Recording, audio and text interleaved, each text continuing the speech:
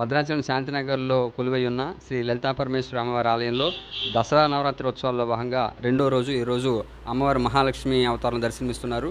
మహాలక్ష్మి అవతారం అంటే ఈ లోకానికంతటికీ సకల సంపదలు సమకూర్చే తల్లి ఆ అమ్మవారు.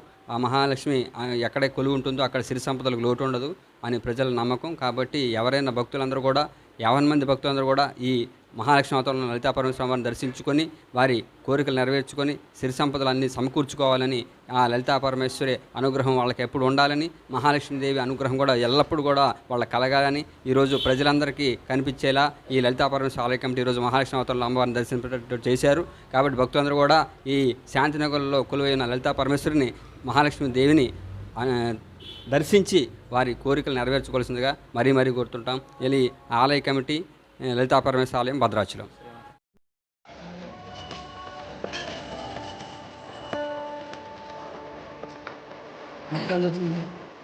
మైక్ అందుతున్నారు.